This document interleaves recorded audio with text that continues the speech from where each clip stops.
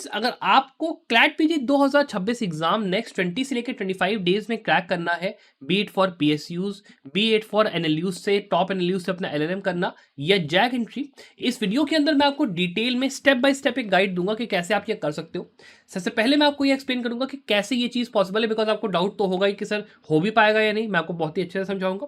फिर मैं आपसे रिक्वेस्ट ये भी करूंगा कि आप हमारे चैनल संभव लॉ को सब्सक्राइब करिए, बिकॉज जैसे ही यहाँ पे 7 दिसंबर को रिजल्ट आएगा आपका काउंसलिंग प्रोसेस विल स्टार्ट, और मैं यहाँ पे रोज लाइव सेशंस करूंगा आप लोगों के लिए, जहां पे मैं आपको पूरा बताऊंगा कि आप लोगों के जो 50-60,000 रुपीज आपको देने हैं काउंसलिंग में, क्या आपको उनको लगाना है नहीं लगाना है। आप लोगों के जो भी डाउट्स होंगे बिल्कुल फ्री ऑफ कॉस्ट सारे के सारे सॉल्व किए जाएंगे इस चैनल के ऊपर।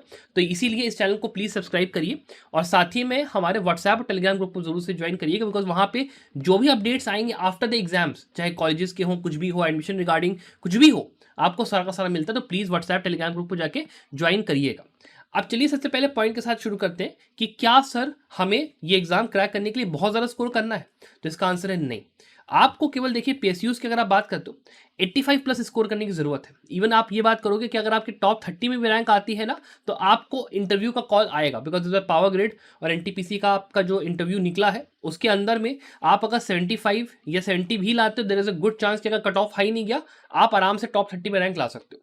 फिर जो दूसरी पॉइंट है वो ये है कि नेशनल लॉ यूनिवर्सिटीज के पॉइंट ऑफ व्यू से टॉप 7, टॉप 10, टॉप 15 कॉलेजेस जो होते हैं 50, 55, 45 के मार्क्स में भी अलॉट होते हैं, और लोएस्ट कॉलेजेस जैसे मान लीजिए एनएलयू शिमला है, आपका एनएलयू सोनीपत है, एनएलयू अगरतला है, ये जो कॉलेजेस है बिल्कुल लोअर में आते हैं और वैकेंसी राउंड के अंदर 35 प्लस तक में भी आपको मिल जाते हैं।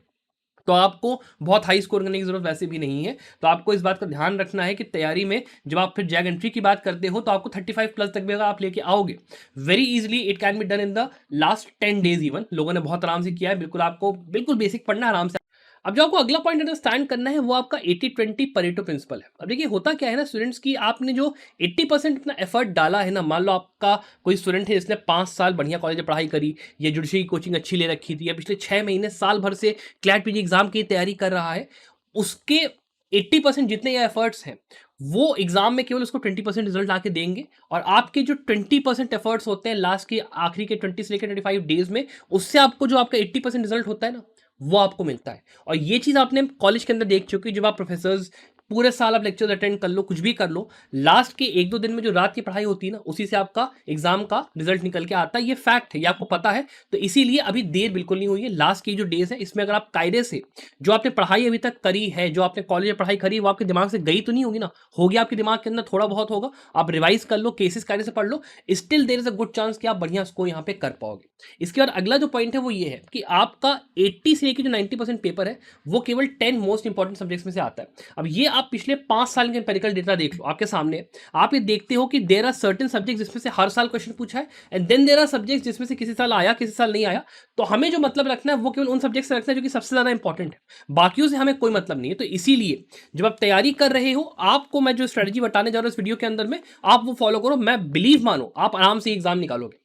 अब थोड़ा सा पेपर पैटर्न को ब्रीफ में एकदम बात करेंगे। देखो स्टूडेंट्स, 120 क्वेश्चंस आपके आते हैं इस पेपर के अंदर में। एक क्वेश्चन सही करोगे 1 मार्क, एक क्वेश्चन गलत करोगे 0.25 मार्क्स डिडक्ट होंगे। तो इसीलिए अभी हमारे एक्यूरेसी जो है इस पेपर के लिए बहुत इंपॉर्टेंट होती है। इसको बहुत ध्यान रखिएगा कि जब आप अपने मॉक्स की प्रैक्टिस कर रहे हैं तो आप अपनी एक्यूरेसी को जितना इंक्रीज रखेंगे, आपके नेगेटिव मार्किंग उतनी कम होगी, और उतना ही ज्यादा आपका कोशिश रहेगा कि जो आपने क्वेश्चन एटलीस्ट सही करे हैं वो आपके बरकरार रहें। तो इसका बहुत इंपॉर्टेंट ध्यान रखिएगा।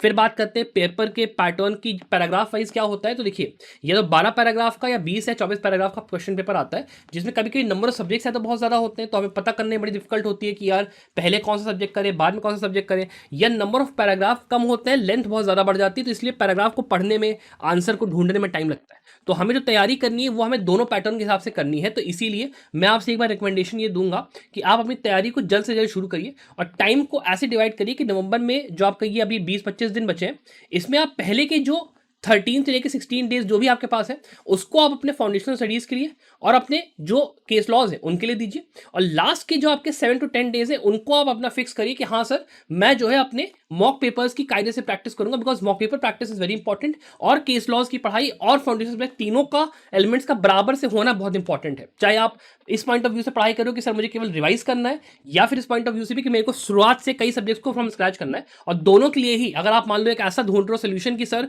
एक ही जगह पे मेरे को एक मैराथन मिल जाए कि मैं वीडियोस जाऊं वन एकदम देखूं एक लाइन में, सारा का सारा मेरा सिलेबस एक दो दिन में पर सब्जेक्ट खत्म होता चला जाए, साथ में मेरे को मॉक पेपर्स भी मिल जाए, मेरे केस लॉज भी मुझे मिल जाए, तो आप एक बार हमारा last minute preparation course checkout करो। बिकॉज देखो इसके अंदर क्या है ना, हम लोगों ने बहुत ही डिटेल के साथ मेहनत के साथ सारे लेक्चर को खत्म करके रखा है, लेक्चर फॉर्मेट में सारे सब सिलेबस को, मॉक पेपर्स दिए हैं, केस लॉज दिए हैं, आपके पास यहाँ पर अनलिमिटेड आइटम्स होते हैं हर मॉक के लिए, ये भी नहीं है कि एक बार दिया तो खत्म, कुछ नहीं उस तरीके का होता है, और ये केवल अभी 2899 में आपके लिए अवेलेबल है। तो आपको अगर तैयारी करनी, लास्ट के 20-25 डेज बचे हैं, प्लीज इस कोर्स के बाद चेकआउट करो। साथ में एज अ मेंटोर भी मैं आपके साथ यहाँ पे रहने वाला हूँ, बिकॉज आपको जैसे मुझसे पूछना होगा कि सर मैं फीस फंसाऊं ना फंसाऊं, क्या करूं ना करूं, 50,000 रुपए की बात है, वो भी आपको पूरा इसके अंदर इंक्लूडेड मेंटोरशिप पूरी मिलती है। तो प्लीज एक बार चेकआउट करो। अब बात करते हैं कि देखो फाउंडेशनल स्टडीज, केस लॉज और ये जो एमसीक्यूज है, ये आपके फाउंडेशनल स्टेप्स हैं। इसके थ्रू आपका देखो फाउंडेशनल स्टडीज अगर आपकी अच्छी है, आपका 50 से लेकर 60% मार्क्स तो यहीं से आएगा, बाकी जो आपका 20-30% है वो आपका केस लॉस से आएगा, और लास्ट के जो रिमेनिंग 10-15% है वो आपके एमसीक्यू की प्रैक्टिस और कॉम्प्रिहेंशन से, जो रैंक डिसाइडर होता है, सुपर रैंक डिसाइडर जो होता है, वो आपके एमसीक्यूज की कॉम्प्रिहेंशन की प्रैक्टिस होती है। तो आपको मॉक्स को काफी कायदे से देना है, जितने पैटर्न्स को आप अंडरस्टैंड कर सकते हो उतना ज्यादा आपके लिए अच्छा रहेगा। फिर बात करें कि हमें अब स्ट्रैटेजी के लिए करना क्या है सर, तो हमें अपने सब्जेक्ट्स को देखो 4 पार्ट्स में डिवाइड करना है, जहां पे business law, criminal law, other laws और कॉन्स्टिट्यूशनल लॉ, ये 4 पार्ट में डिवाइड करके आप चलो। और फिर से मैं आपसे कहूंगा कि अगर तैयारी करो तो हमारे लास्ट मिनट प्रिपरेशन कोर्स को चेकआउट करो जरूर, पूरा सिलेबस एक ही जगह खत्म हो जाता है। नहीं तो आप एक काम ये कर सकते हो कि आप हमारे last minute mock papers plus case for summaries में आ जाओ। बिकॉज अगर आप एक ऐसे स्टूडेंट हो जो कि जुडिशरी की तैयारी कर रहा था, आपने कॉलेज में तैयारी अच्छी कर रखी है, आप केवल या फिर मान लो जैग एंट्री के लिए तैयारी कर रहे हो और आपको बहुत आराम से थोड़े बहुत नंबर का काम चल जाएगा, तो ये 35 mock papers, case law summaries पढ़ के अनलिमिटेड आइटम्स मॉक्स के लगा के आपका आराम से एग्जाम निकल जाएगा। हमें स्कोर ही कितना करना है, या फिर आप अगर पहले से अच्छे हो पढ़ाई में तो आपको ज़्यादा जरूरत है नहीं, आपको केवल मॉक्स की जरूरत है और आपको केस लॉस की जरूरत है। तो ये वाला कोर्स आपके लिए है, ये केवल आपका 1499 में अवेलेबल, इतना कम दाम है कि पूछो ही मत। मतलब जितने में आपका एग्जाम का कोर्स भी नहीं है, जो आपका फीस था उसका, उससे भी कम में ये अवेलेबल। तो एक बार इसको चेकआउट करो। और नहीं तो आप कहते हो कि सर मेरे को ना अब क्लैट पीजी में मतलब नहीं है, मैं इसमें वो नहीं हूँ, मैं लगता है कि नहीं निकल पाएगा, तो मेरे को सीवीटी या जो बाकी अच्छे एग्जाम्स के होते हैं उसको मेरे को निकालना, बिकॉज टाइम बचा नहीं है, वो है नहीं, और मेरे को ऑल इंडिया बार ही मान लो देना है, वो भी करना है। तो आप एक बार इसको चेकआउट करो। 3999 में क्या फायदा है, इसमें सीवीटी, आईटी खड़गपुर, जितने आपके मेजर एग्जाम्स हैं सारे के सारे वो पूरे कवर्ड है, एक्सपेंसिव मॉक पेपर्स दे के रखे हुए, हर चीज़ का सोल्यूशन दे रखा है। एक बार इसको चेकआउट कर सकते हो, या फिर आप चाहो तो क्लैट पीजी प्लस बाकी सारे एग्जाम्स उनके लिए चाहते हो तो यह कोर्स आपका केवल 5000 4999 में अवेलेबल है, इसको भी आप चेकआउट कर सकते हो। अब बात करते हैं कि हमें अगले 20-25 डेज में सर करना क्या है। तो देखिए, आपके जितने एसेंशियल सब्जेक्ट्स हैं ना, इनको 4 पार्ट्स में डिवाइड करके आप पहले बार तो पढ़ना शुरू करिए, और उसके बाद इसके लिए आपका जो ऐप है हमारा संभव लॉ का, उस पर आप जाइए, आपको हमारा एक सिलेबस मिलेगा। उसके अंदर में हम लोगों ने डिटेल में पूरा बता रखा है कि कौन से वो टॉपिक्स सबसे ज़्यादा इंपॉर्टेंट है, उनको आप सबसे ज़्यादा टाइम दीजिए, लेस इंपॉर्टेंट को कम टाइम दीजिए, और लीस्ट इंपॉर्टेंट को अगर आप चाहो तो छोड़ना चाहो छोड़ दो। मैं अगर आपको बताऊं, देखो कॉन्स्टिट्यूशनल लॉ के अंदर में constitutional, administrative law, labour law, environment law, इसको करीब 3 से लेकर 4 दिन का टाइम दीजिए। कमर्शियल लॉ, कॉन्ट्रैक्ट, कंपनी वगैरह जो है, इसको 2 से लेकर 3 दिन का टाइम दीजिए। क्रिमिनल लॉ वाले पोर्शन में 3 से 4 दिन का टाइम दीजिए, डिपेंडिंग अपॉन कि आप ये 20 दिन या 25 दिन में वीडियो कब भी देख रहे हो, वो आप पे डिपेंड करता है, आपको इसको कम टाइम देना है। उसके बाद ज्यूरिस्प्रूडेंस और लीगल थ्योरी जो है उसको 2 से 3 दिन दीजिए, बिकॉज बहुत इंपॉर्टेंट सब्जेक्ट है। फैमिली लॉ को 1 से लेकर 2 दिन दे दीजिए, इंटरनेशनल लॉ को 2 से 3 दिन दीजिए। टोटल में आपका 13 से लेकर 16 दिन में फाउंडेशन सब्जेक्ट्स का जो पूरा फंडा है वो क्लियर होना चाहिए। इसमें आपको बिल्कुल बेसिक ऊपर की पढ़ाई करनी। चाहो तो आप हमारे कोर्स में आ जाओ, वहां पे लेक्चर्स है, पूरा पढ़ा रखा है, एक बार में काम होगा। वरना अगर आप खुद से भी कर रहे हो तो मैराथन मार के सारे सब्जेक्ट खत्म कर दो। फिर आते हैं non essential subjects, non important subjects. इनके लिए आप चाहो तो पढ़ाई करो, चाहो तो पढ़ाई मत करो, बिकॉज इनका आना ना आना इसका कोई फिक्स नहीं है, आ भी सकता नहीं भी आ सकता है। तो इसको आप चाहो तो छोड़ दो, या फिर आप जाओ केवल इनकी इंपॉर्टेंट सेक्शंस, बेरैक वगैरह थोड़ा सा देख लो, और जाके एक या तो वन शॉट मैराथन कर लो बस। लेकिन अब इनको करने की जरूरत नहीं। फिर बात करते हैं कि सर हमें केस लॉज का क्या करना है, बिकॉज देखिए सर केस लॉज बहुत इंपॉर्टेंट होते हैं। तो आप या तो देखो, पहली बात लैंडमार्क केस लॉज के लिए आपको 2017 से लेकर 2024-25 तक के जितने लैंडमार्क केसेस हैं उनको आपको करना है। अब इसके लिए एक सबसे अच्छा ऑप्शन होता है कि आप एससीआई मेन वेबसाइट एक आपकी है सुप्रीम कोर्ट की खुद की, उसके ऊपर आप जाइए, वहां से आप जाके केसेस उठा लीजिए कि उसमें आपको ना आपको डिटेल में सारे लैंडमार्क केसेस का छोटे छोटे में समरी मिल जाएगी, उससे आप जाके कर लीजिए, वहां से भी आपका हो सकता है। और वो करने के बाद आप ये कहीं ना कहीं मान सकते हो कि 50% काम आपका केस लॉस के पॉइंट ऑफ व्यू से हो गया।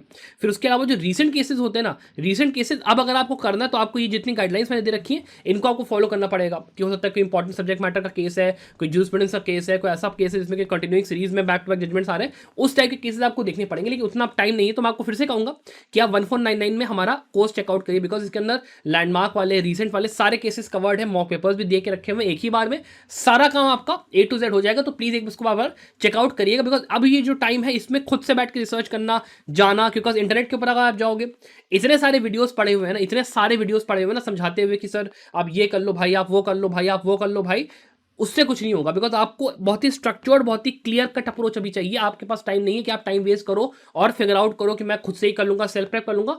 थोड़ा पैसा बचाने के चक्कर में प्लीज तैयारी को बर्बाद मत करिए, ठीक है। और साथ में एज अ मेंटोर मैं आपके साथ वैसे भी जुड़ा ही रहूंगा, तो आपको आगे भी किसी और एग्जाम की भी तैयारी करने में हेल्प चाहिए होगी, मैं वहां भी आपको गाइड करूंगा। तो कोई ऐसी दिक्कत नहीं कि केवल क्लैट पीजी के लिए सर हमारा साथ देंगे, बाकी एग्जाम्स के लिए भी सर आपका साथ पूरा देंगे।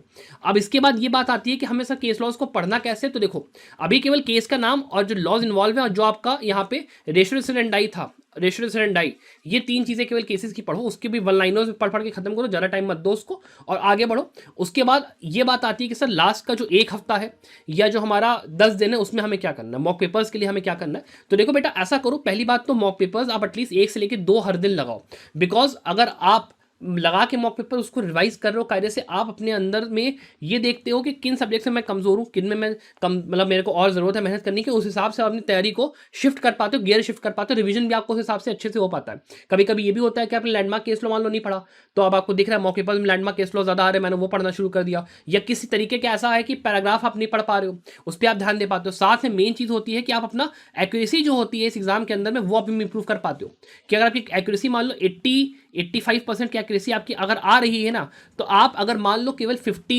60 या 70 क्वेश्चंस भी अटेम्प्ट करोगे तो आपका एटलीस्ट 40-45 मार्क्स वैसे ही आ जाएंगे। खुद सोच के देखो, 70 क्वेश्चन अटेम्प्ट करोगे, थोड़ा कम होगा, 40-45 वैसे ही लेके आ जाओगे आपको। इसलिए आधा सिलेबस, मतलब आधा एग्जाम आप छोड़ भी दोगे ना तो आपका काम हो जाएगा। तो एक्यूरेसी को अच्छा करने के लिए you need to practice mocks a lot, और अगर दिन में 2 दे पा रहे हो तो कम से कम 10 दिन में 20 मॉक पेपर तो हो ही जाएंगे, मिनिमम 15 या मिनिमम 20 तो हो ही जाएगा। और अगर एक बार कर लिया, बिलीव मी, आपका रैंक आराम से इंक्रीज करेगा। मैं ये नहीं कह रहा कि एकदम सितारों चांद में पा लोगे, लेकिन कुछ तो पा ही लोगे। और कोशिश ये करना कि एटलीस्ट एक मॉक पेपर आप 2 से लेकर 4 के बीच में दो, उससे क्या होगा कि आपका एक प्रैक्टिस बनेगी, रिदम बनेगी, वो चीज बड़ी इंपॉर्टेंट है। तो उसके लिए आपको ध्यान देना है। अपार्ट फ्रॉम दिस, आपको यहाँ पे बस इस चीज़ का ध्यान रखना है कि आप अपना दिमाग को थोड़ा सा फोकस रखो, चिल रखो। बाकी अगर आपको कोई डाउट है रिगार्डिंग बस तैयारी कैसे करनी है, क्या करनी है, तो आप मुझसे कमेंट नीचे पूछ सकते हो, कोई आपको क्वेश्चन है। Apart from this, I wish you the very very best of luck for your success.